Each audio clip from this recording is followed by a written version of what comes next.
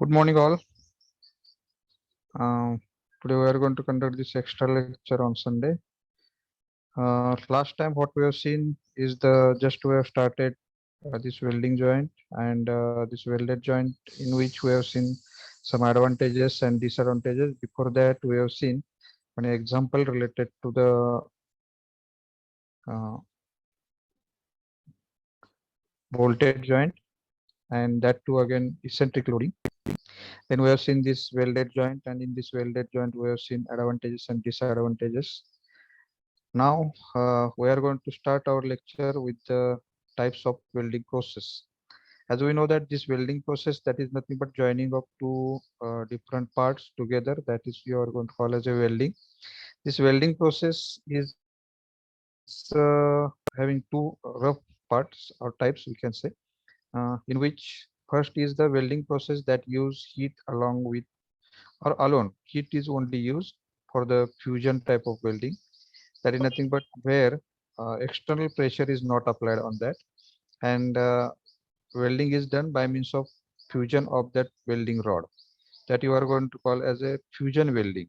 Okay, that is nothing but arc welding we can take as an example.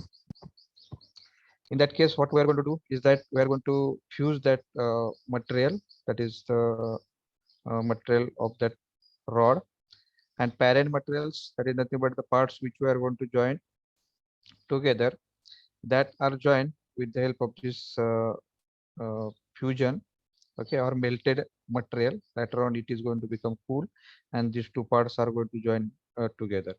In that case, the properties of the parent materials may not be the similar as the welding rod material, but they are near to that parent materials. That means if you are going to join steel or carbon steel with the help of this arc welding, then the properties of that welding rod are similar or nearby to the parent materials or the parts which you are going to join together.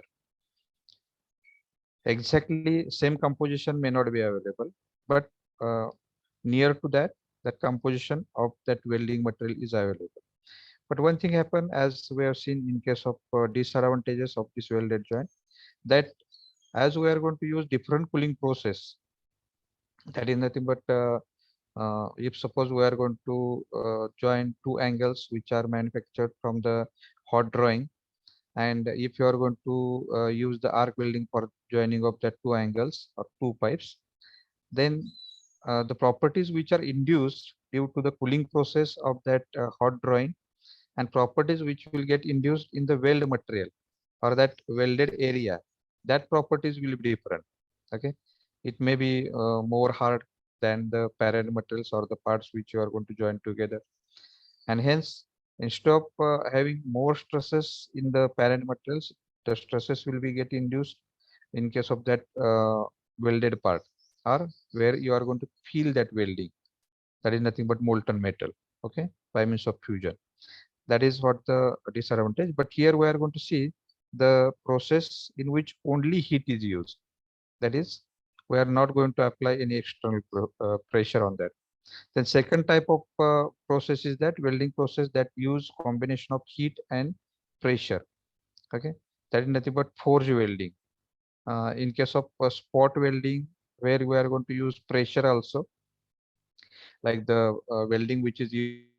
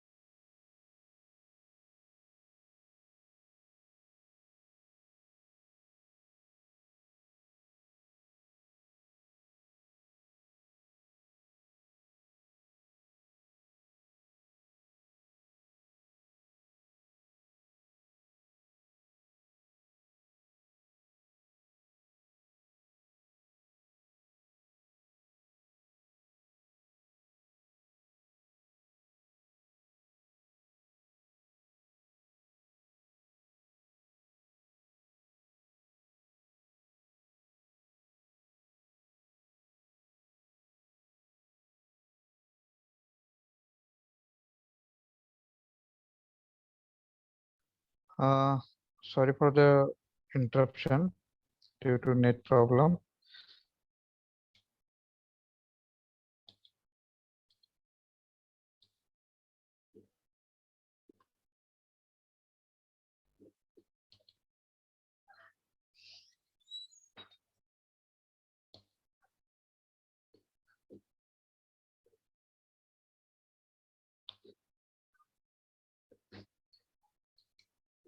Okay, we are here that we are going to see the welding process, that is forge welding, where the pressure is used and heat is also used. Now we are going to see types of joints which we can do with the welded joints. Uh, First type is lap joint. I think this thing we have learned already in some prerequisite subjects like basic mechanical engineering or some other subjects which are prerequisite of our MD1 subject. But we are going to just recall all that types of joint. First is called as lap joint or fillet.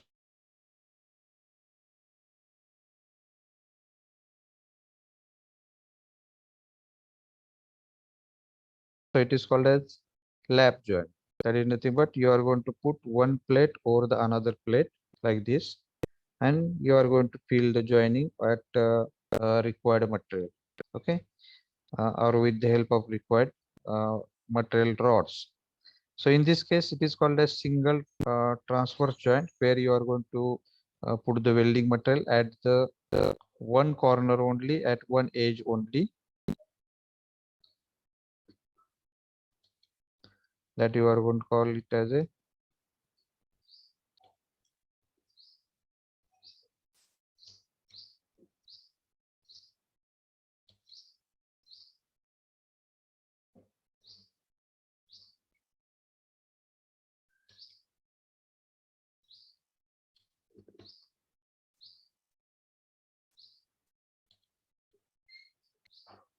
I'll use pen.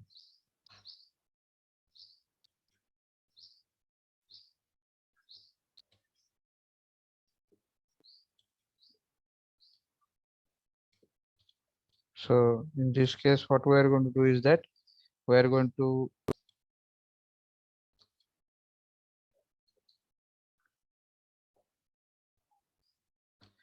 join this material by means of one side only. Okay, it is called a single. Then double side, that is nothing but on the both side. Here, this both side we can see in case of this top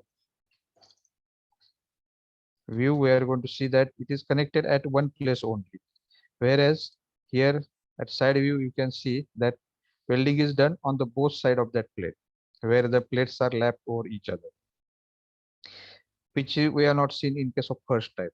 Okay, so here we are going to use only one side joint, and here we are going to do it for the two sides.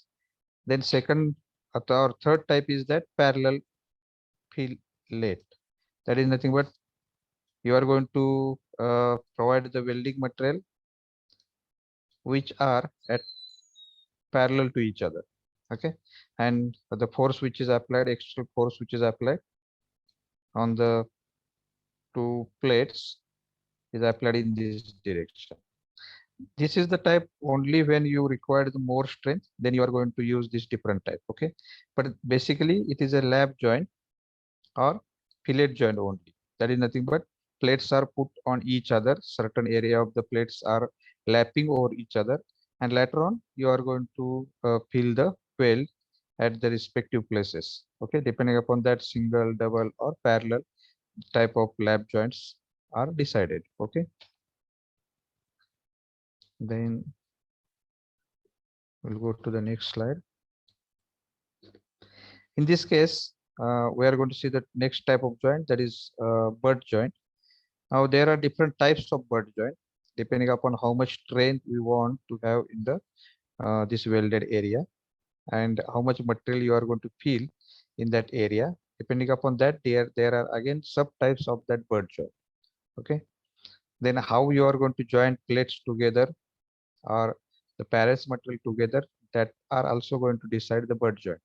But in case of butt joint and lap joint, you can see here the basic difference is that here these two plates which we want to join together are placed face to face.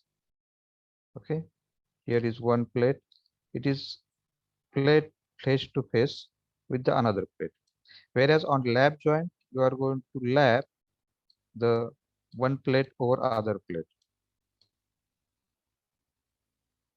And then you are going to fill the welding. Okay. So in case of this butt joint, we are going to save actually the parent materials because this is extra area which has been lapped over each other. Additional strength we are going to get here. But that is not the case for the butt welding. Though you are going to save some material, parent materials, and we can reduce that cost of that parent materials, but they are weaker than the lap joints. Okay. Now to strengthen this type of joint, what we are going to do is that we are going to increase the fillet area or the area in which we can fill the welding material so that we can increase the strength of that particular butt joint. This is called a square butt joint where the rectangular area is filled. Then if you want to increase it, then single V butt joint, that is you are going to get the V type of shape in which you can fill the material so that the strength will get increased. Area of contact. Definitely, if the straight line here you are going to draw, instead of that, if you are going to make some angular line, the length of this line will be higher, that angular line. And hence, we are going to get more area which is connected with the this welding material with parent materials. Okay. And hence, as the area is going to increase, that's why strength will also get increased. Then next is single U type of butt joint, where U type of shape is made. This is U type shape. And you are going to fill the material into that. That is called a single U type butt joint. Then double V type butt joint. From both sides, you are going to create the V shape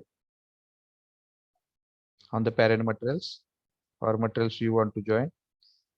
And the material is filled, welding material is filled, and welding is done. Getting.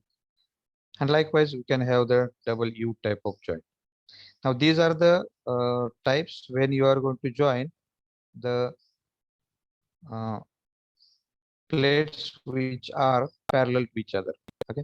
Here also the plates which are parallel to each other but are joined in such a way that they are lapping over each other, and this edge we are going to get for the joining of the two plates. But here two plates are parallel to each other and are joined. Now, if suppose you want to make some angular, or here we are going to take example of perpendicular plates which are joined together. In this case, what we are going to do is that this is called as corner joint from one side. Okay. And if you are going to do it from the both side where the plates are connected in perpendicular angle, then it is called as T joint. That is nothing but it is forming a T, inverted T, we can say, from both sides where we can use for the welding. Okay, for joining of that two plates, you can feel material of welding from both sides. So it is called as T type of joint. This is called as edge type of joint, and this is corner type of joint. Okay, these are some types of butt joints. Next, we are going to calculate the strength because lap and butt, these are the two basic types, and then afterwards there are subtypes of the welded joints. Now we are going to see the strength of transverse fillet weld joint. Now transverse fillet weld joint, that is nothing but why it is called as transverse, because it is a perpendicular to the axis of this plate. If you are going to say this as axis, longitudinal axis, then this will become transverse axis, right? Perpendicular to that. That's why we are going to say it as a transverse fillet, because this fillet is made at the transverse direction. If it is made on longitudinal direction, we can say it is a longitudinal fillet. Okay, so it is transverse, perpendicular to the longitudinal axis. Okay, longitudinal means it's if the higher length is there, that particular axis, we are going to call it as a longitudinal axis. And where the width, where the distance is less, we are going to call it as a transverse axis, perpendicular to that. Like in case of pipes and all other shapes which we have seen. So in case of this transverse fillet, let us consider, I'll remove this first. Okay. In case of this transverse fillet, this is a single fillet, single transverse fillet. Let us consider that this L is the length, small l is the length of that transverse fillet. S is the thickness of that transverse fillet. Okay. Here also we are going to see the strength when we are going to use double transverse fillet. Only thing is that if you are going to calculate strength in the single case, we are going to get area which is doubled, exactly doubled here. Okay, in case of double transverse fillet joint. Okay, now in order to determine the strength of fillet joint, it is assumed that the section of fillet is a right angle triangle. Now how it is considered, that is shown in this diagram.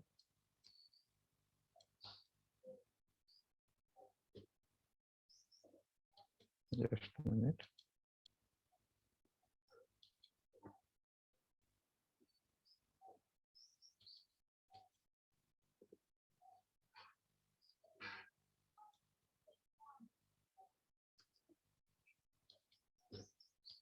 I'm going to take this diagram over here.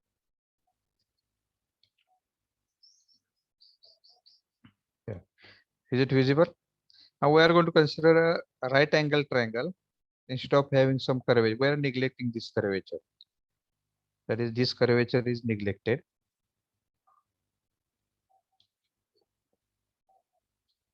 This curvature is neglected in that case.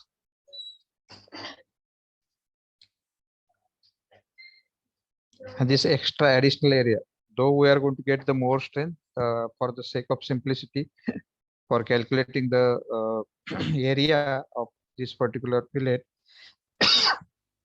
sorry, we are going to consider it as a right angle triangle. Okay.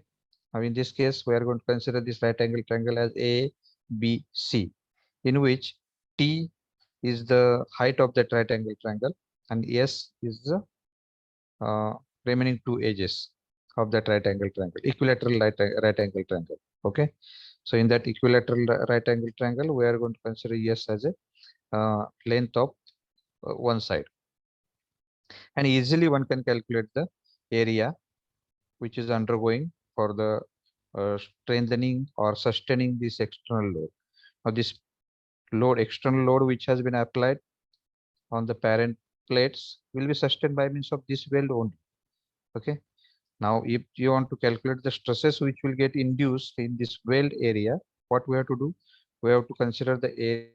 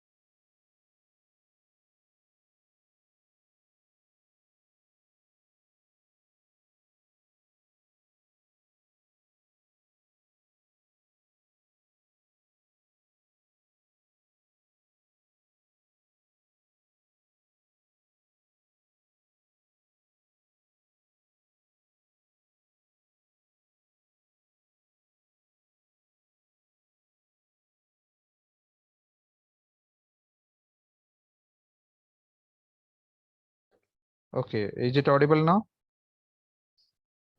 Yes, sir. Yes. Audible. Okay. Yes, sir. Yes, okay. Now in this right angle triangle ABC with hypotenuse as a AC, okay, we are going to calculate distance, that is dB, okay, which we are going to consider as a thickness of that particular weld or material which has been filled to join this plate together. Okay, and this can be calculated by means of taking, because as the equilateral triangle is there, that's why this angle which is made at C and at A, that will be 45 degree and 45 degree, whereas angle which has made at B will be 90 degree, right?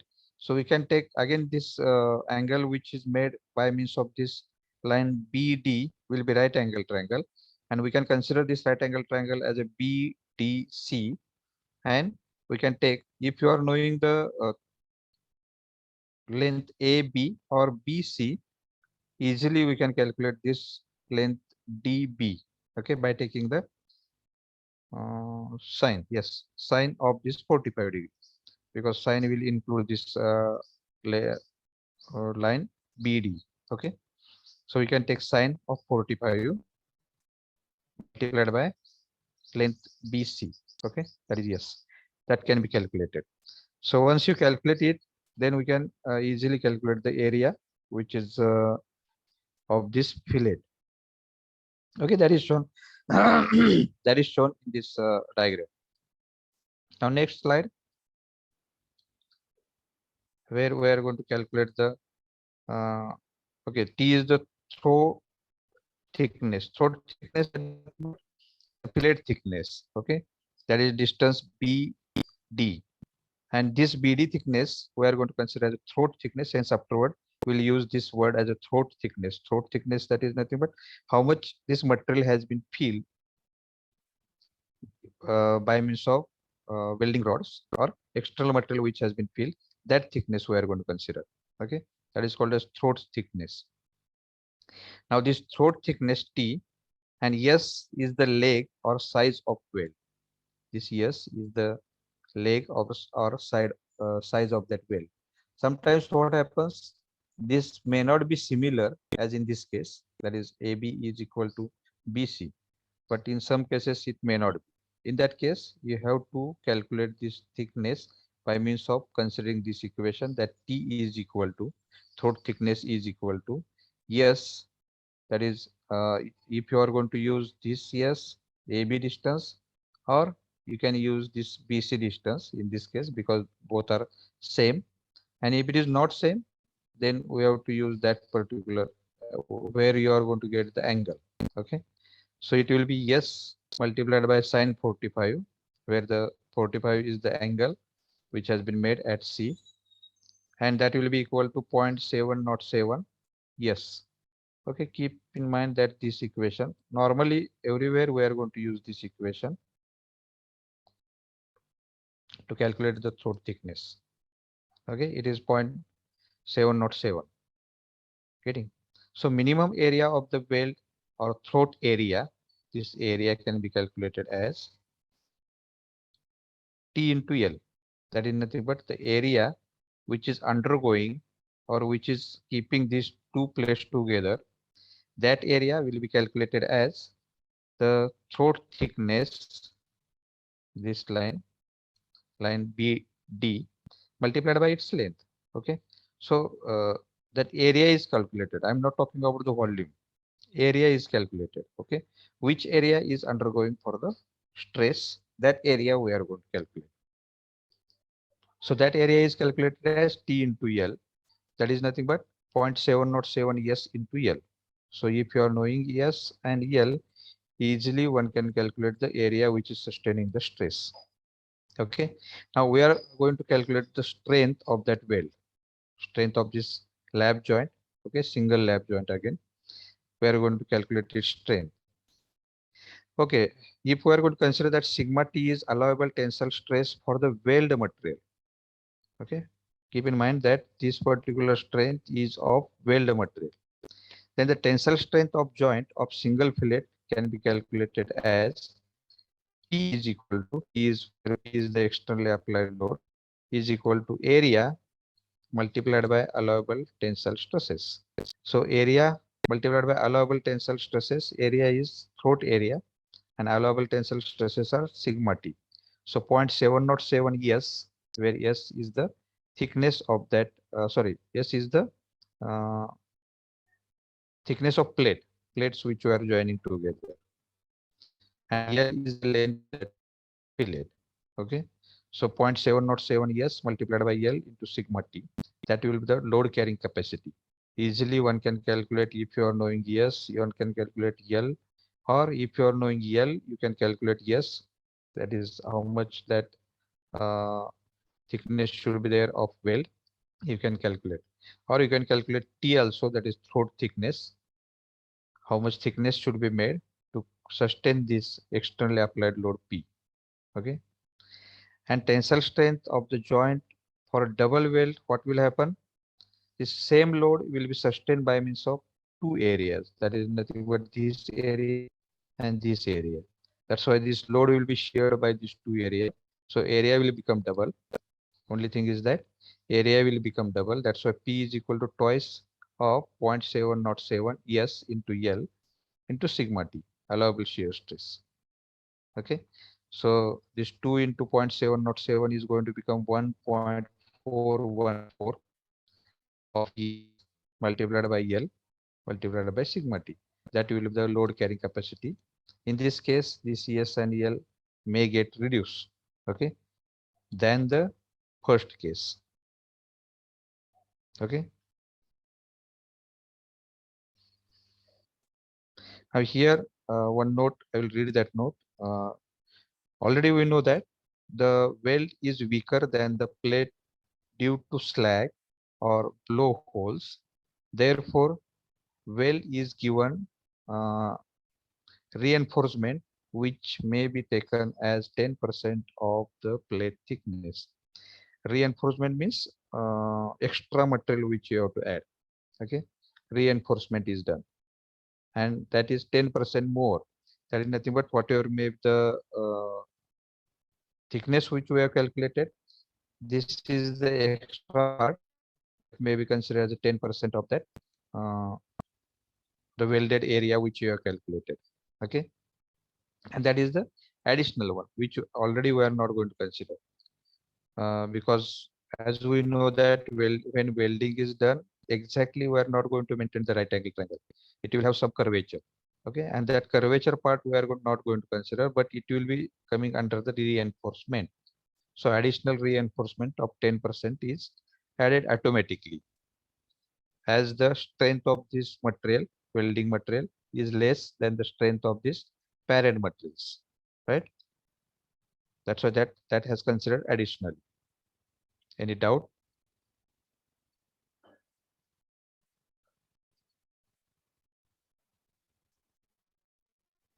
Yes. If you are having any doubt, you are free to ask. No doubt. Thank you. Anybody else? No. Okay. So we are moving towards the next slide. Now, as we calculate the strength in case of this uh, transverse sorry, clap joint, we can calculate the strength in parallel butt joint also. Okay, parallel, that nothing but longitudinal axis and its parallel axis. Okay, now if you are going to make this joints to the longitudinal axis rather than transverse, then it is called as parallel butt lap joint. Okay, where we are going to use this welding material parallel to the its longitudinal axis. This is a longitudinal axis of the plate, and parallel to that you are going to make the joint. Okay, or you are going to fill the material. In that case, how we can calculate the strength, that we'll see. Now one can understand that the similar method is used for calculating the strength. Okay, that is P is equal to area multiplied by its tensile strength, or tensile strength, that is tensile stresses, is equal to force divided by area. Getting? So in this case, our job is to calculate the area first. Okay. If you are able to calculate the area of welding fillet, then easily one can calculate the uh, load carrying capacity P. Now in this case, the parallel fillet weld joints are designed for the shear strength. One can understand that when you are going to apply load in this way, tensile load will not be generated here in the fillet. This fillet will undergo to the shear load because direct shear will occur in these parallel fillets. Whereas to this longitudinal, okay, failure will be due to shear only. That means material will get break into two pieces. But tensile stresses will be generated here. Okay. If you are applying load in this direction instead of this, then tensile stresses will be generated in the parallel fillet, and whereas shear stresses will be generated in the longitudinal fillet. Getting?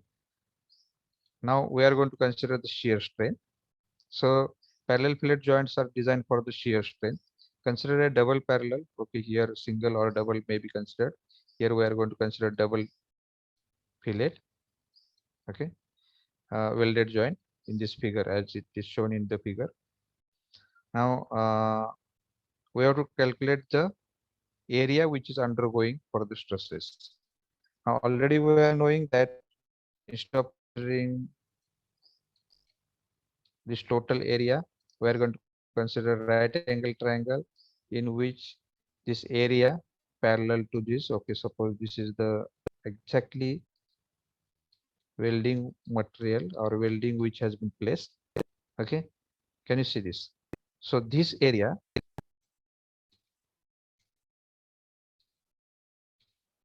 which I am going to make as a shaded area will undergo to the stresses.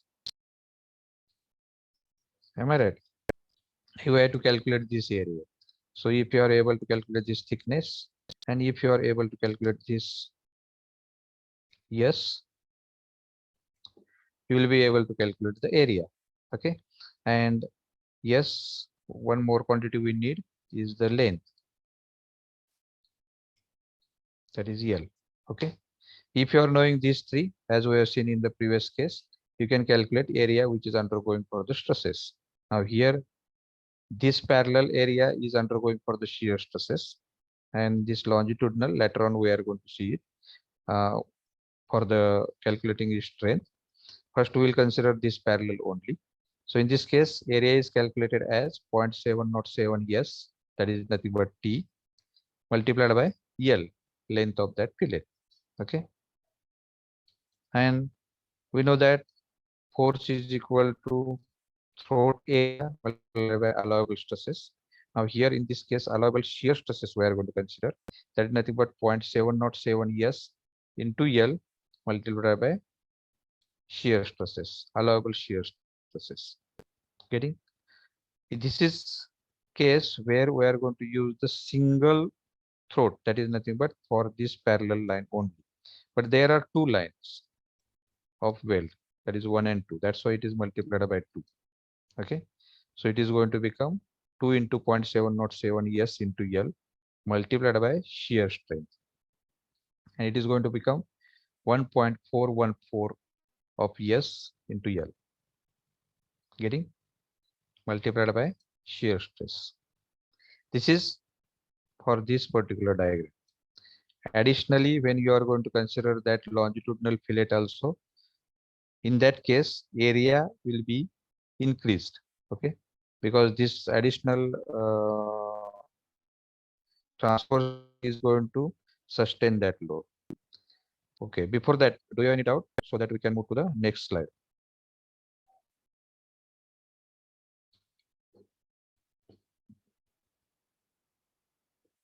Okay.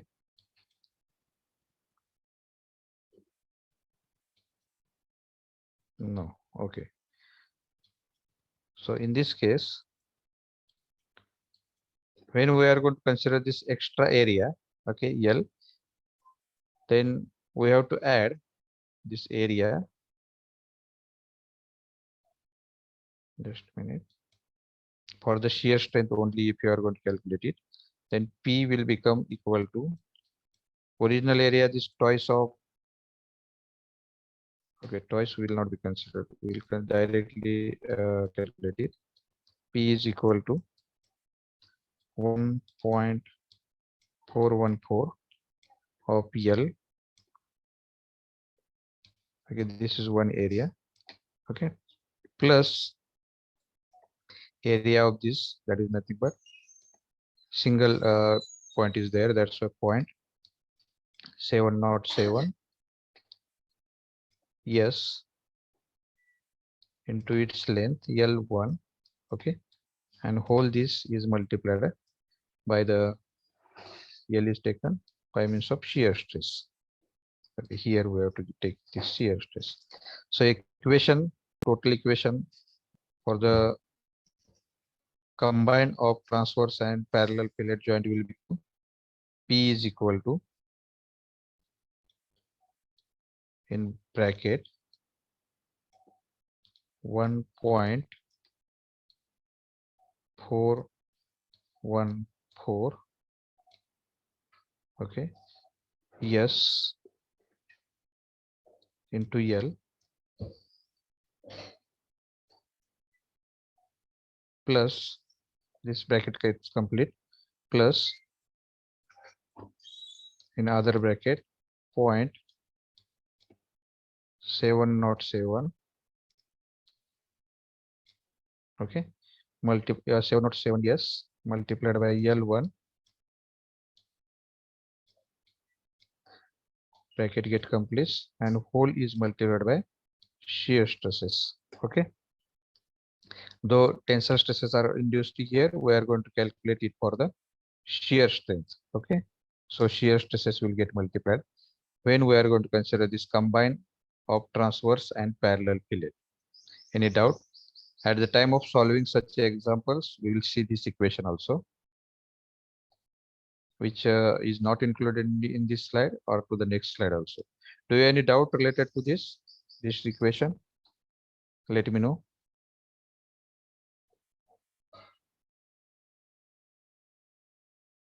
Do you get how we have calculated this equation? Just we have added this area. This area is undergoing for the shear stress. Additionally, this area is also undergoing to the shear stress. Just area has been increased by means of this 0.707 ECPL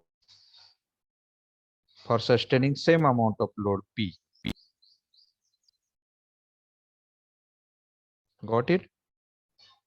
Shubham?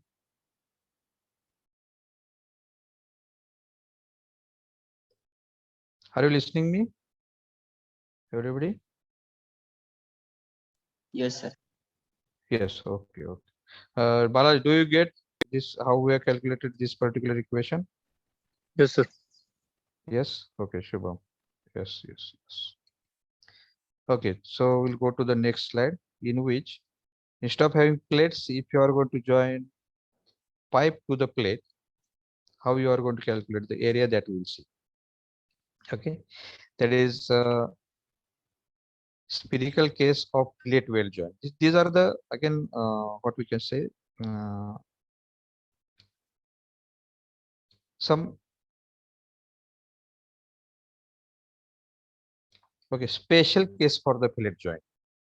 This is a fillet joint only, where you cannot make the lap joint. If you are going to join a pipe to a plate, then lap joint cannot be placed over here. If you want to make the lap joint, additional plates you have to use. Angular plates we have to use, which angular plates can be welded to the pipe first and that on to the plate. But easily this can be made with the fillet joint, right? So this is a special case of fillet joint only. So or special case of butt joint only, you can say, instead of fillet joint. Uh, that is the special cases of plate welded joint. Getting? So in this case, our job is that we have to calculate this circular area. If you are knowing the periphery, you can easily calculate the area which is sustaining the externally applied load, whatever may be. If the pipe is undergoing to the torsional stresses, we have to calculate the torsional stresses. If it is applied by means of tensile load, we have to calculate the tensile stresses. And sometimes if it is loaded at its top, like cantilever, it will create shear as well as this principal stresses also, or tensile stresses also. Getting that will become case of combined stresses, that is shear and tensile stresses. Getting me? So these are the three type of stresses which will get induced. One is because of the torque which we can apply on the pipe. One tensile load which we can apply on the pipe, this pipe or rod, and one is the normal loading at the eccentric distance from the that is welded area. This first case, shear stresses will be induced because of the torque which has been applied. In second case, normal tensile stresses will get induced, and in third case, this combined stresses will be induced. One by one, we'll see. Now, in this case, we'll consider this circular fillet, okay, of having radius r of that pipe which you want to join. Okay, r is the radius of rod, okay, which you want, rod or pipe we can consider, which is welded to the plate. Okay, t is the torque which is acting on that rod. Here t is mentioned. Then s is the size of that leg, that is here s is considered, that leg of weld. T is the throat thickness of that weld, and J is the polar moment of inertia of the rod. Okay, so it is given by pi by 4 d cube into T. Sorry, it is welded section. Polar moment of inertia is not calculated here. Polar moment of inertia of rod is not calculated. Polar moment of inertia of only that welded section is calculated. Okay, and which is equal to pi by 4 d cube into T. Polar moment of inertia of welded section, welded area. Okay, that is calculated as pi d cube divided by 4 into T, where T is the throat thickness, that is this thickness of weld. Okay, now the shear stresses which will get induced, we know that is given by tau max, and tau max is equal to 2T divided by pi into 0.707 s into d square. See, directly it is calculated. That means instead of having other steps, it is directly written over here.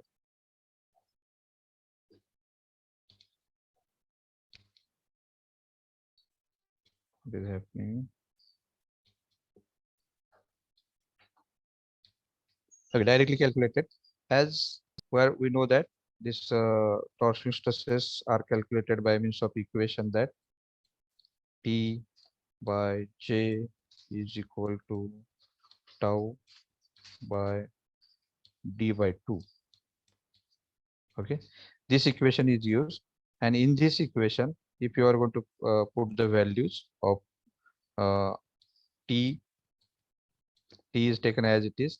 If you are going to put the values of J and D by 2, okay, as it is, so we can calculate the maximum shear stress, and this maximum shear stress is given by twice of T, that is T is the torque, divided by pi into 707. This is the value of T, 707 s, into D square.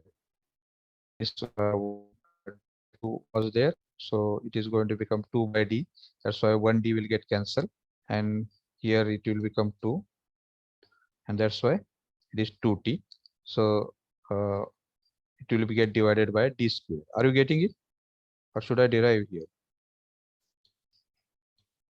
Just I will write T by J is equal to tau max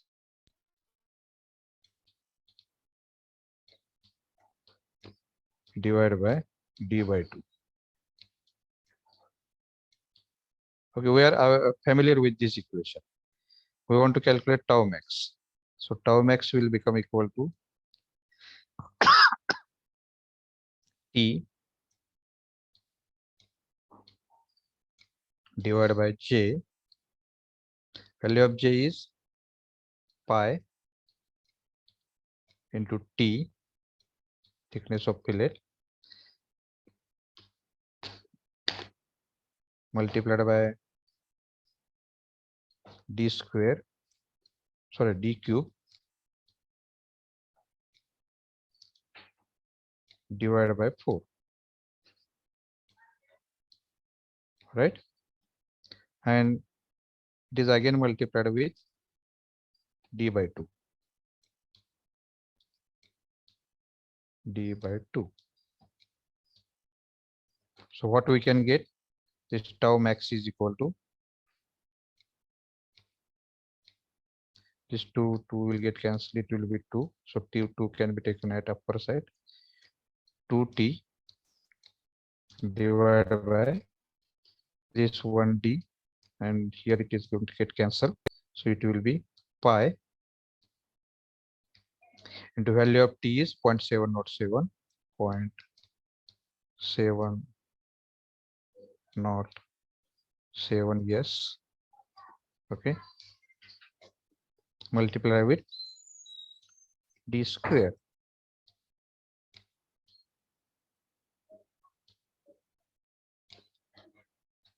Got it? Any question? Hello? Just we have derived this equation.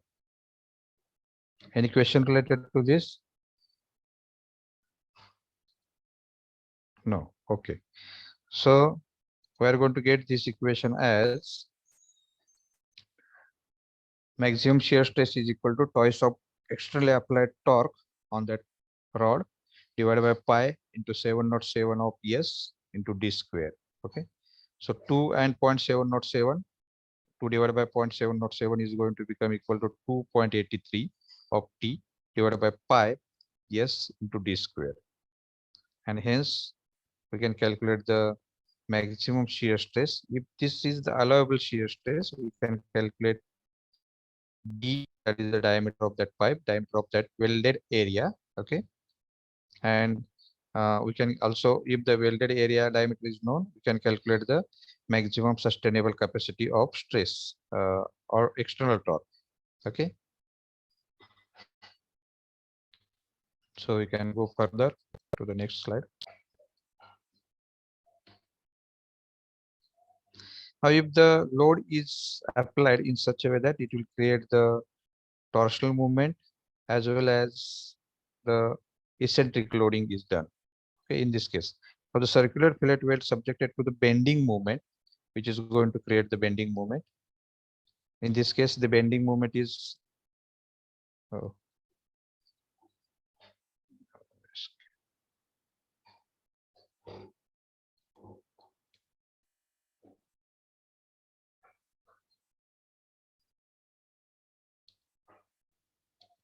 okay. Bending moment is created by means of this externally applied load. Okay. This type of loading is going to create bending moment as well as tensile, direct tensile stresses also. And one more, direct shear stresses is also created into that. Now we are going to consider the circular round connected to the rod, which is rigidly connected to the plate, okay, by means of fillet joint or fillet weld. Now in this case, we'll consider this EM as a bending moment, which is created because of the externally applied load, this load, okay. This bending moment is created by means of this external load. Now, this EM is bending moment acting on the rod. S is the size of leg, okay, size of the leg that we are going to consider of weld. T is the throat thickness. Here T is again we are going to calculate as 0.707 of S. and Z is the section modulus of welded section. This welded section which is undergoing to the movement, okay, bending movement, that we are going to consider as Z, and it is given by pi t d square by 4 or pi by 4 d square into t. Okay, now the bending stresses, that is nothing but here the bending stresses which will get induced, that will be basically tensile and compressive at the lower side, tensile on the upper side. We are talking about the bending stresses of welded section only, not to the rod. ह्या रॉडवर generate होणारे bending movement आपण calculate करत नाही किंवा bending stresses आपण calculate करत नाही. आपलं फक्त इथं जो ब्लॅक पार्ट आहे, हा जो फिलेट आहे, तेवढ्या पुरतच लिमिटेड आहे आपलं. कारण हे जर आपण एक्स्ट्रली अप्लाइड लोडला जर आपण डिझाईन केलं किंवा सेफ बनवलं, तर रॉडची जी बेंडिंग मुवमेंट असणार आहे किंवा बेंडिंग स्ट्रेसेस रॉडमध्ये इंड्यूस होणार आहेत, त्या डेफिनेटली त्या वेल्डपेक्षा जास्त असतात. ओके, म्हणजे सस्टेनिंग कॅपॅसिटी जास्त असते. त्यामुळे here we are going to bother about welded section only, not to the rod. Okay, so for this welded section we are going to calculate the bending stresses which are generated. So this sigma b is equal to m by z. Okay, that is again calculated from m by I is equal to f by y is equal to e by r, that basic equation. Okay, now here m is the bending moment, okay, divided by pi t d square, that is nothing but section modulus, pi t d square divided by 4. So it is going to become 4m divided by pi t d square. Okay, this bending stresses occurs in the horizontal plane along with the leg. Okay, in the horizontal plane it will occur along with the leg of the plate weld. The maximum bending stresses occurs on the throat of the weld, which is inclined at 45 degrees. That means on the surface of that weld, on a weld, to feel this weld at that time, the weld is not exactly at the right angle. That means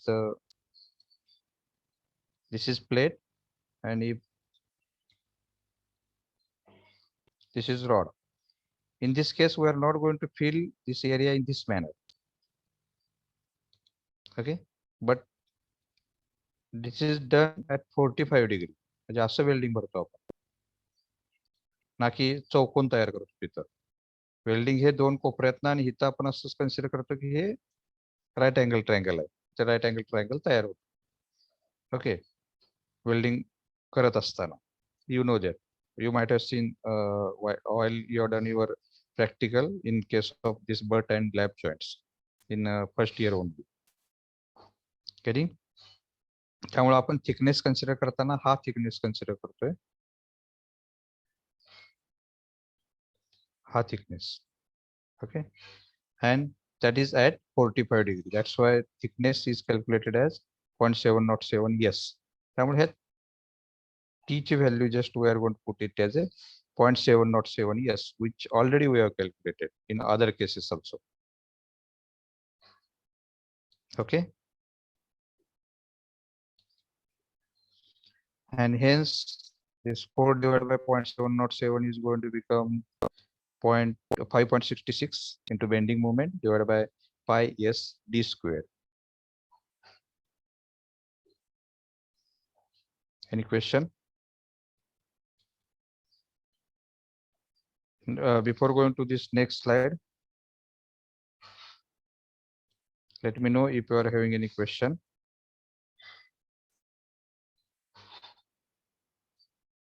No. Okay.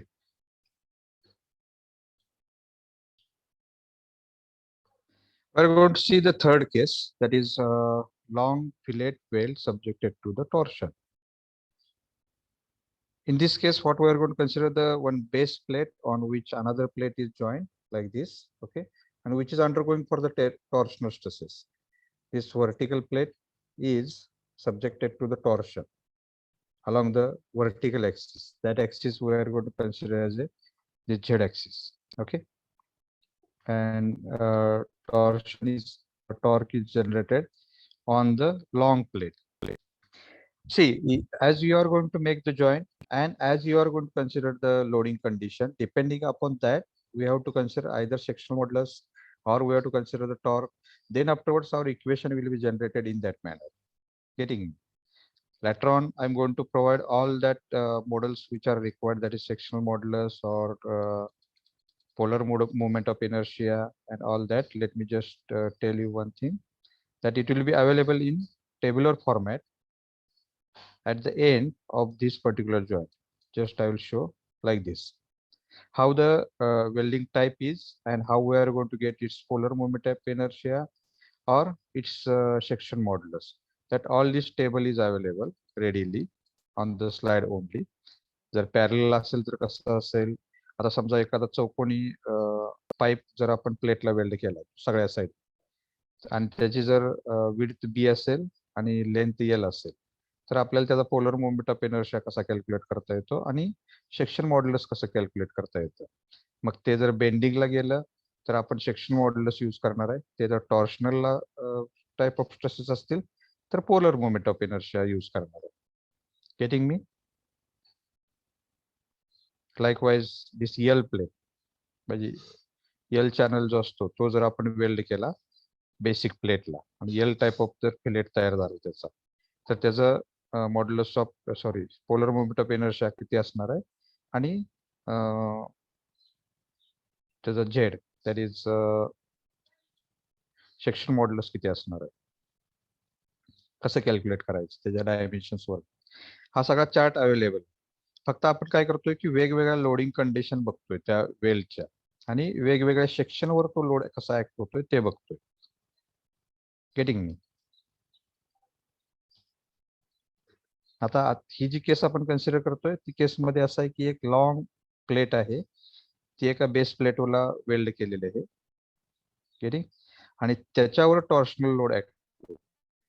असं होऊ शकतं एखादा बॉयलरचा part असेल तर in that case this type of loading condition may be occur. Okay. In this case, consider a vertical plate attached to a horizontal plate by two identical fillet welds. Now, this is also one assumption that the fillets are identical. एक सारखेच आहेत. एकाच वेल्डरनं एका साइडनं weld केले, दुसऱ्या साइडनं त्याच वेल्डरनं weld केले, so that it is identical. This is also assumption. Sometimes because of the manual mistake, this may not be identical, but we are going to consider it as identical. Okay. So T is the torque which is acting on the vertical plate. Here it has been mentioned. This is torque which is acting, and L is the length of this weld. This L is the length of the weld, and S is the size of leg. This is the leg size. Okay, L of that weld. T is the throat thickness. This thickness, which is 0.707 of S, and J is the polar moment of inertia of weld section. Okay, and this polar moment of inertia for the triangle, it is calculated as T into L cube divided by 12. Okay, T by 12 into L cube. Now two sides are there, that's why it is multiplied by 2. That's why it is going to become 2 T into L cube divided by 12. So it will be T into L cube divided by 6. Okay, for the both side. Now in this case, J is the polar moment of inertia. If the torque is applied equal to T, then stresses, shear stresses will get induced, and that shear stresses are equal to T by J into, with the equation T by J into tau upon this thickness by 2, T by 2. Okay, so it is calculated as shear stress is equal to T into L by 2 divided by T into L cube divided by 6. Now it is coming as 6 will get, this will get equal to 3, 2 3 is 6. That's why 3T divided by T into L square, this L, and one of this cube will get cancelled with each other, and finally we are going to get 3T divided by T into L square, where T is the throat thickness, which is equal to 0.707 of S. That's why maximum shear stress which will get induced in that fillet will be given by tau max is equal to 3 into T divided by 707 of S into L square. This 3 by 707 is equal to 4.242. Okay, ह्या value तुम्ही लक्षात नाही ठेवल्या तरी चालतील. Okay, directly T is equal to 0.707 S आहे एवढं आपल्या लक्षात राहील ते बस आहे. आणि हे it is coming as a 3 depending upon the section which you are going to use, depending upon which type of weld you are going to use, and depending upon which type of loading condition you are going to use. It will be decided that whether to use J or whether to use Z. Getting? Bending असेल तर Z use करतो, torsional असेल तर J use करतो. Getting? And then afterwards we can calculate this as a 4.242 of T multiplied by divided by S into L square. Any question for this case? If not, we will go to the further case. Okay, no. Now we'll calculate the strength of butt joint. In this case, standard butt joint we are going to consider, that is single V butt joint and double V butt joint. Okay. In case of single V butt joint, again we have to concentrate on area which is undergoing further stresses. If you are able to calculate this area, then easily you can calculate the stresses which will get induced into that, because stresses is equal to externally applied load divided by cross section area which is sustaining it. Okay. In case of butt joint, the length of leg or size of weld is equal to the throat thickness. म्हणजे ह्या thickness एवढीच असणार आहे त्याची size. हा जो thickness आपण calculate करणार आहे, म्हणजे हा वरचा एरिया कर्वेचर पार्ट सोडून द्या, आपण स्ट्रेट लाईन कन्सिडर करून ही थिकनेस कन्सिडर करणार आहे. Okay, thickness which is equal to the thickness of that plate. So thickness of plate is considered. Getting? I will make this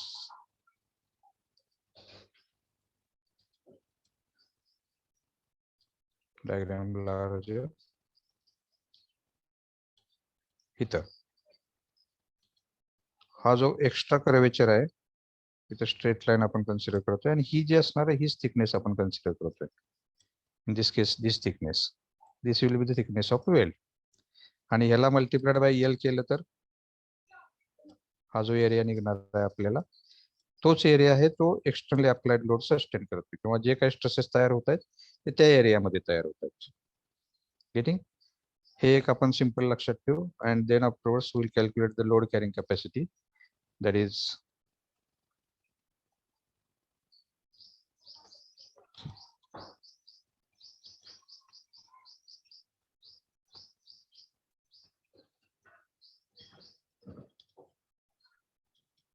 okay, load carrying capacity, that is nothing but value of T.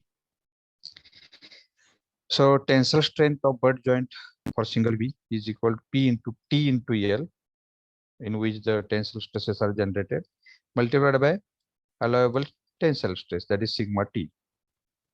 Okay, where L is the length of weld, it is generally equal to the width of that plate. Plate जेवढी लांब असणार आहे, ही जेवढी लांब असणार तेवढाच weld, त्याच्या बाहेर आपण वेल्डिंग करत नाही. That's why the length of weld is equal to length of plate, and T is the thickness of that plate, which is considered as a thickness of that weld. Okay, so T1 throat thickness at the top and T2 throat thickness at the bottom. जर आपण top आणि बॉटमची throat thickness double V joint साठी consider केली, in case of double V joint, here the thickness is less of this weld and here the thickness is more. So we are going to consider thickness of this weld at the top and bottom.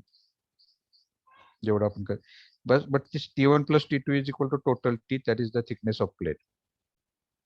Okay, so it may be noted that size of weld is should be greater than the thickness of plate. म्हणजे थोडीशी असते जे आपण कर्वेचरचा part आपण consider करत नाही. Getting? And hence the following equation can be derived on the next slide. Same equation. In that case, the equation which we are going to use is T1 plus T2 into L into sigma T in case of this double V joint. If you are going to use a U type of joint, single U or double U, in that case also you have to consider this thickness which are shared by the double U and thickness which is considered by the single U. Instead of V, just you are going to make it as a U. That is the difference. But the area is calculated as L into T. And in case of double U joint, it is calculated as T1 plus T2 into L. Any question?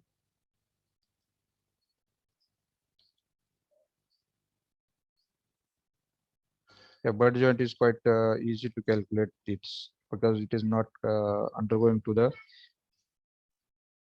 any torsional or bending. If it is undergoing to the bending type of stresses, we'll see how it is calculated.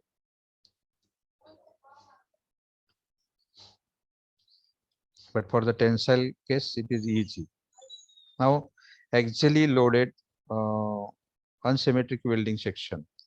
जर आता आपण unsymmetric welding section जर consider केला where the CG is lying somewhere outside the plate. Suppose this type of angle is welded and CG where the CG of that L section is lying outside the section. In that case, how the strength of weld is calculated, that we will see. Okay. Before that, do you have any question related to this butt joint, strength of butt joint?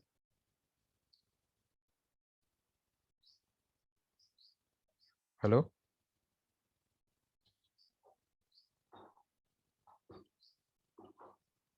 No. Okay. Now this is another case where the welding section is unsymmetrical. Okay, and axially loaded.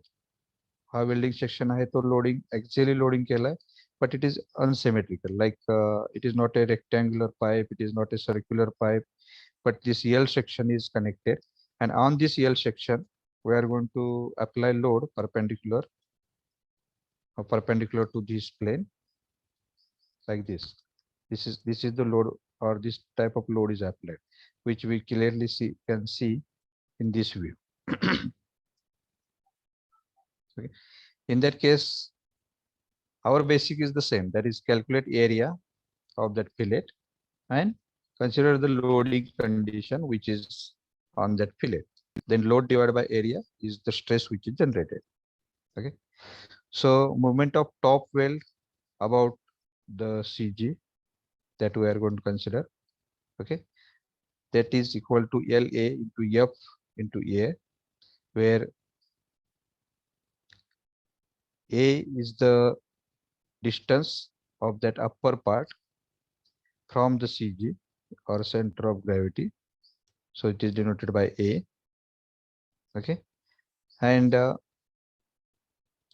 this F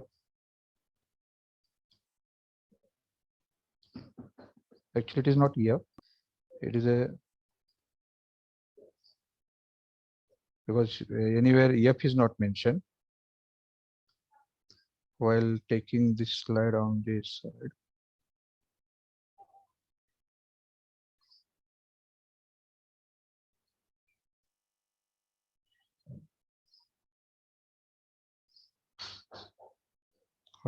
What has happened? Just give me 1 minute. I'll sort out it.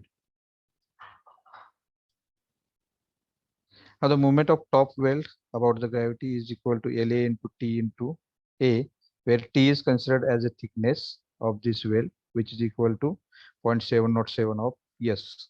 Okay, A is the distance of upper weld from the CG, and B is the distance from the of lower weld from CG. Okay, and T is considered as a its thickness.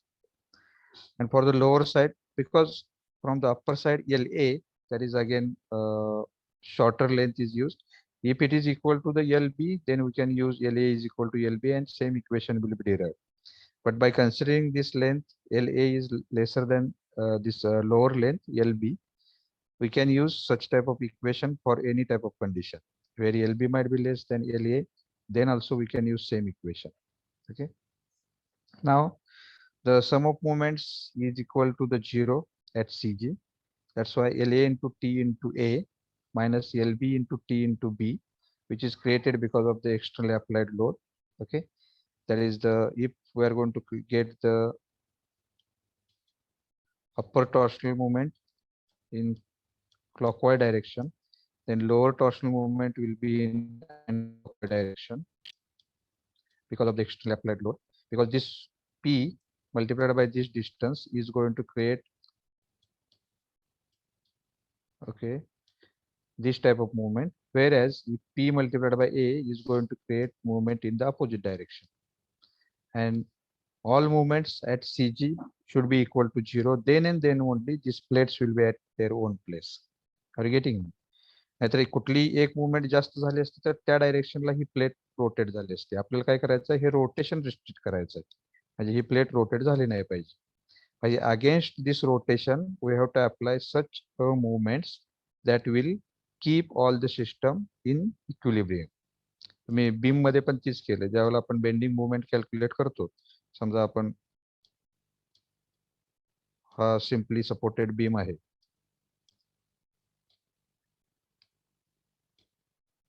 इथं आणि इथं support केला आणि हा externally applied load आहे. हा आपण LA consider केला, तर आपण काय कन्सिडर करतो की ह्या एफ मुळे तयार झालेली जी इथं मुवमेंट तयार होईल, याची मुवमेंट म्हणजे लिटरली मुवमेंट, म्हणजे ते असं फिरू शकेल असं, तर त्याला रिस्ट्रिक्ट करण्यासाठी म्हणून आपण हा एक्सटर्नली अप्लाइड लोड किती पाहिजे, तर तेवढीच अपोजिट मुवमेंट तो या ठिकाणी तयार करेल. म्हणजे काय होईल की हा बीम जो आहे, हा एक्सटर्नली अप्लाइड फोर्स रोटेट करायला ट्राय करतोय, तो आपण रिस्ट्रिक्ट केला, म्हणजे ती टोटल सिस्टम आहे ती इक्विलिब्रियम मध्ये आहे. ओके. इक्विलिब्रियमचा अर्थ ह्या केसमध्ये काय आहे की त्याच पोझिशनला ती राहिली, because it is a static loading condition, not a dynamic. आपण डायनॅमिक कंडिशन टर्म मध्ये शिकलोय की रोटेशन असेल तर काय करू शकतोय आपण, तर ते रोटेट होत असेल तर. ओके. आणि if that is required, such in case of when the wheel is rotating on the ground, त्या केसमध्ये ते रोटेट झालंच पाहिजे ना. मग त्याला अपोज करणारा कोण कोण आहे, त्याचा आपण त्या सगळ्यांच्या पेक्षा जास्त मुवमेंट इथे अप्लाय करतो, म्हणून हे व्हील रोटेट होतं आणि व्हेकल पुढे जातं. ते डायनॅमिक कंडिशन झाली. जर आपल्याला स्टेशनरीच पाहिजे असेल हे, तर एक्झॅक्टली फक्त अपोजिट आपण मुवमेंट अप्लाय केली तर ही सिस्टम इक्विलिब्रियम मध्ये येते. That will become condition of static loading. Okay, let it be. So these movements which are created at the CG will be equal to 0. Hence, they will be in contact, or it will be in stationary position. Now, this equation is this T will get cancelled. The equation will be in form of LA into A is equal to LB into B, whereas LA and plus LB is equal to total length of that well. So we will consider it as a L. So from equation 1 and 2, we can write LA is equal to L into P divided by A plus B, and LB is equal to L into A divided by A plus B. Okay. These equations are derived from equation number 1 and 2. Hence, we can calculate length of this LA and length of LB if you are knowing the total length, and if you are knowing it, their distance of upper and lower well from the CG, which is normally given in the problem statement. Any question?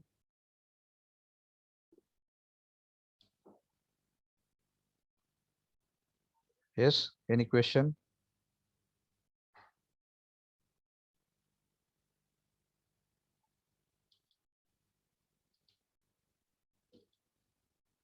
Am I audible? Hello?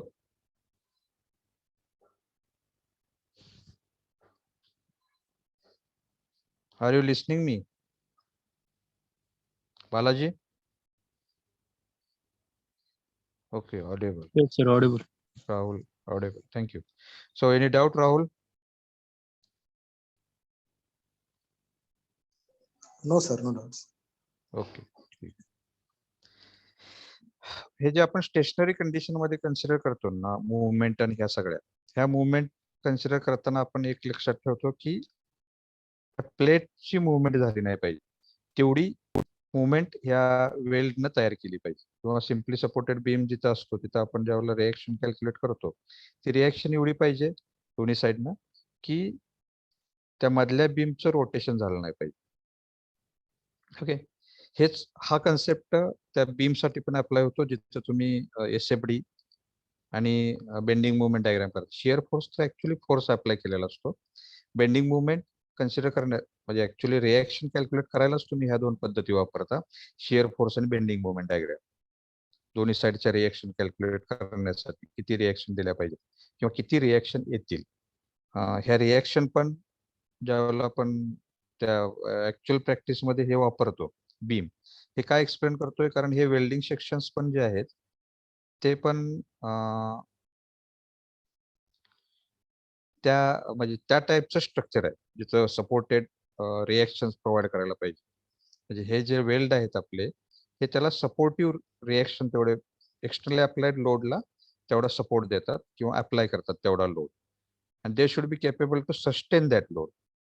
That's why we are going to do the analysis of this particular weld section for externally applied load. Getting? Okay. Now, directly we'll see one problem which is based on the eccentric loading. Okay, like the case which we have seen. So I'll read the statement.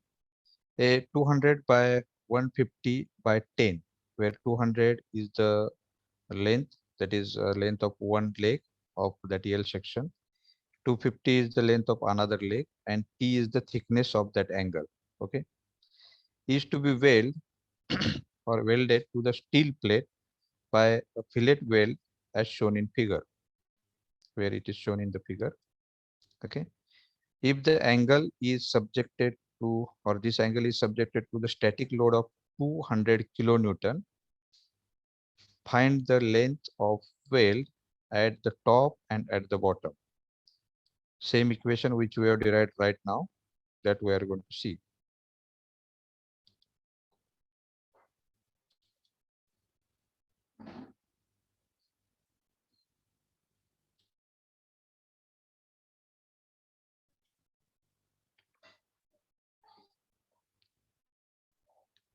Okay, same equation which right now we have derived, that we are going to get, or we are going to use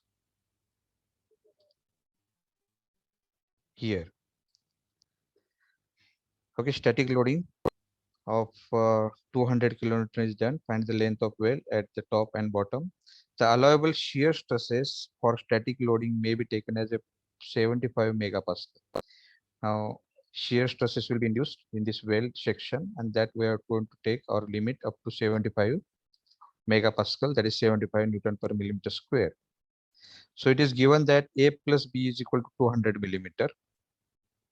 Okay. Then P is equal to 200 Newton, that is 200 into 10 raised to 3 Newton. Tau is 75 megapascal. And we are going to consider that LA is the length of weld at top and LB is the length of weld at bottom. So total length is equal to LA plus LB, and all dimensions are mentioned over here.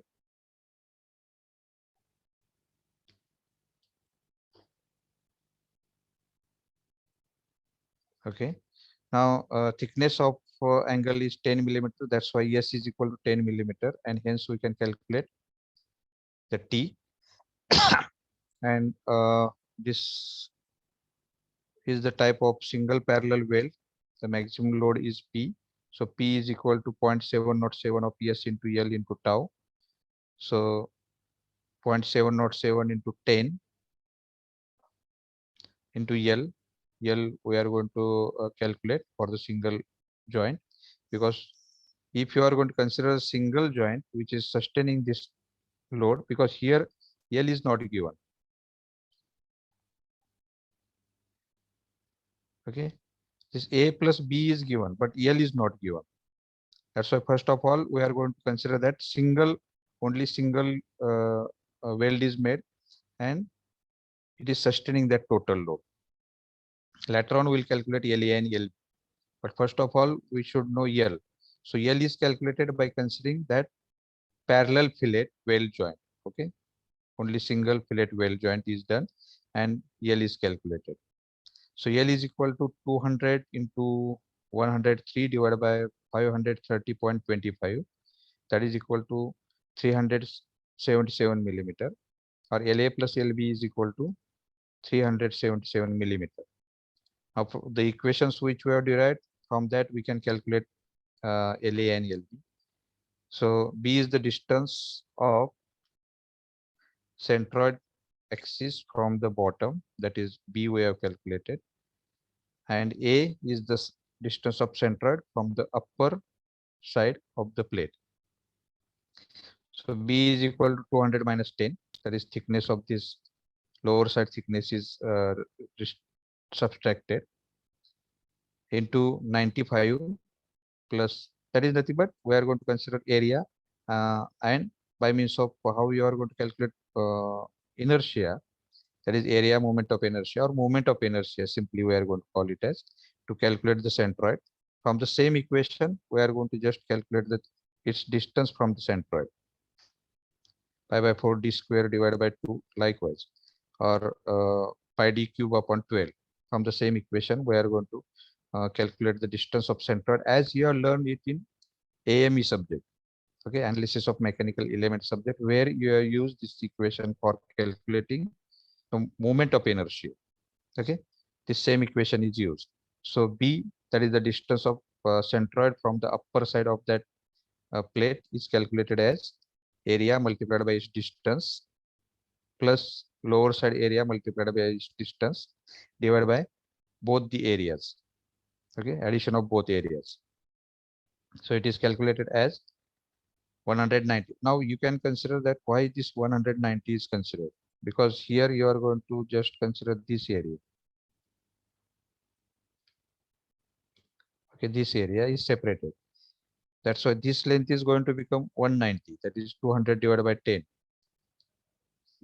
And this is going to become equal to 150 by 10. 10 is the thickness. So 150 by 10, that is the area of lower strip, and 190 multiplied by 10, that is the area of upper strip. And hence you can calculate the centroid or distance of centroid from upper line and distance of centroid from the lower line. Once you calculate the distance of centroid from the upper line, that is 55.3 millimeter, then easily you can from lower side you have calculated it first, that is B. So easily you can calculate it from the upper side, that is 200 minus 55.3, and it is equal to 144.7 millimeter. Get it? Hence LA is equal to L multiplied by B divided by A plus B, and LB is equal to L minus LA, or you can use equation L multiplied by A divided by A plus B. LB is equal to L multiplied by A divided by A plus B, which we have derived in the previous slide. Do you get it?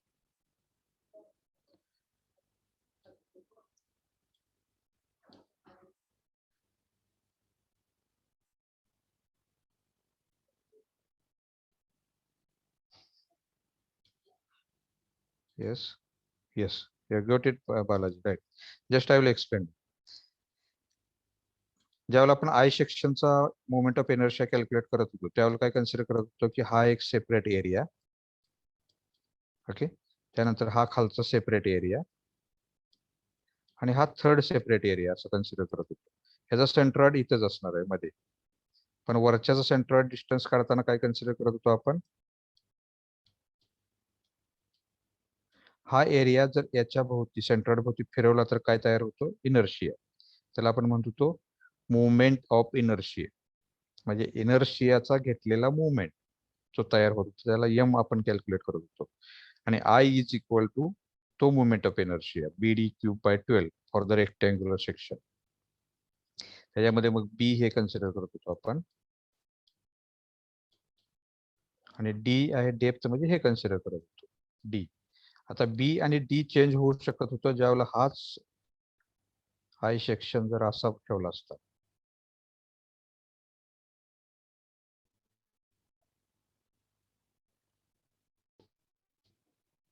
असा जर ठेवला असता तर त्याचा centroid इथंच होता आणि त्या भोवती जर रोटेट करणार त्या केसमध्ये हे डी होतं आणि हे बी झालं असतं. हे बी आणि ही डेप्थ डी. हे तुम्ही एएम मध्ये शिकलाय. ओके, तेच इक्वेशन आपण इथं वापरलंय फक्त सेंट्रॉइडचं त्या एरियापासूनचं डिस्टन्स कॅल्क्युलेट करण्यासाठी.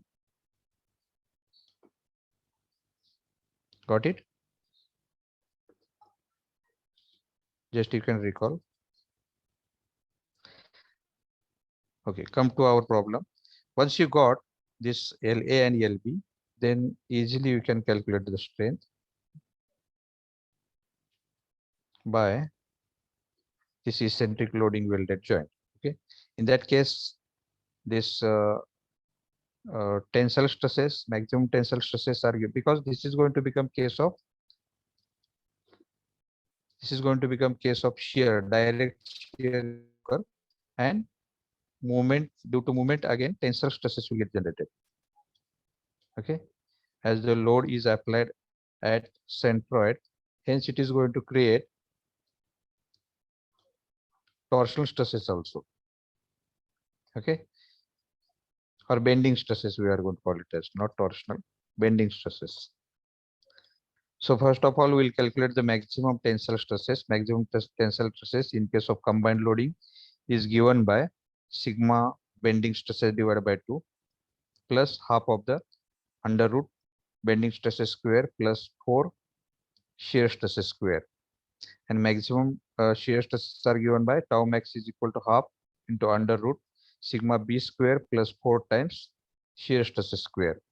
Okay, now here where they have given us maximum shear stress, which is equal to I think 72, which is mentioned in the problem statement.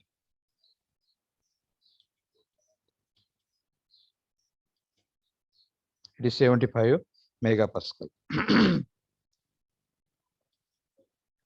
Okay, by means of this equation, we can calculate the total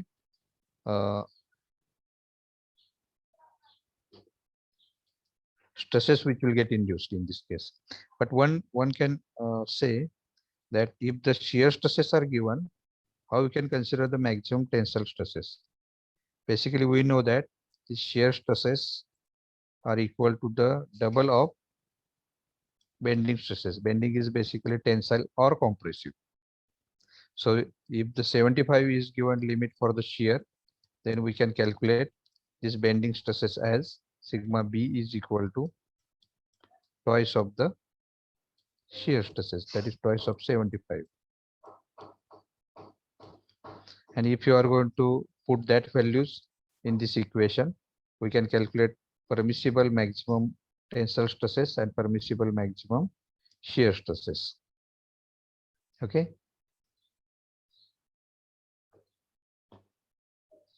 Any question?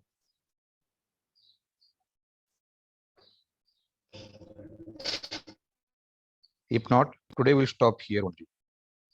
You can write your roll numbers in chat box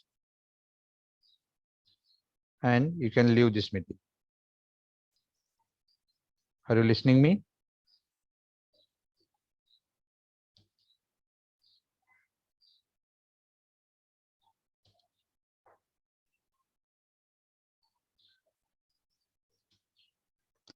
Thank you for listening me.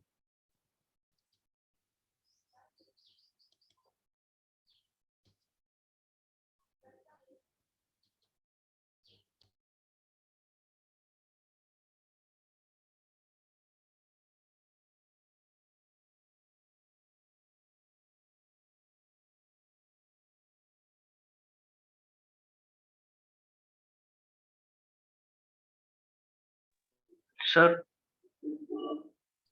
Yes. sir attendance टाकता येत नाहीये. का बरं किती number आहे? 35 sir. 34 का 35? 35 sir. 35 सोहम. Okay, आता मी टाकतो ते दिसतोय का बघ तुला? 35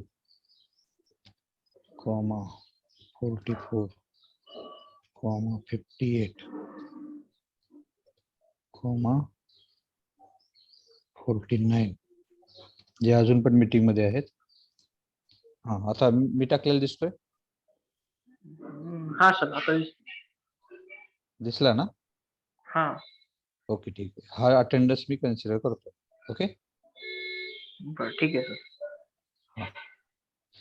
सो I am going to end this meeting. Thank you for listening. आणि सर हा, बोला.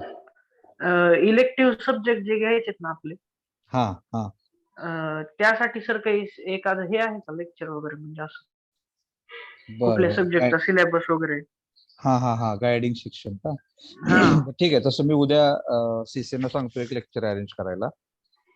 हा ठीक आहे सर. आता त्याच्या अगोदर तुम्ही एक होमवर्क करू शकता. तो म्हणजे असा की तुम्ही युनिव्हर्सिटीच्या वेबसाईटला जाऊन सिलेबस हा हा त्या विषयाचा सिलेबस बघा. आता तुम्हाला कुठले कुठले सांगितले ते इलेक्टिव्ह?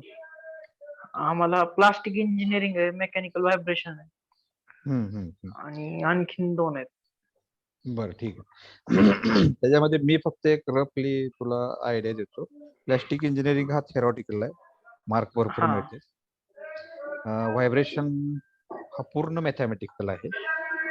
हा म्हणजे हा मॅथमॅटिक्स सगळे डेरिव्हेशन आहेत आणि गणित भरपूर आहेत. ओके. ओके, मग नॉर्मली तुम्ही कुठला चूज करताय बघा. आता व्हायब्रेशन आहे तो कोर ब्रँच साठी चांगला उपयोगी पडतो, ज्याच्यामध्ये तुम्ही व्हायब्रेशन किंवा व्हायब्रेशन अँड अकॉस्टिक ह्या फील्डमध्ये जाऊ शकता, ज्याच्यामध्ये तुम्ही हा ANSYS वगैरे सारखी सॉफ्टवेअर शिकून प्लॅस्टिक इंजिनिअरिंग मार्क मिळवायला सोपं आहे. आणि प्लास्टिक इंजिनिअरिंग मध्ये मग काय तसं?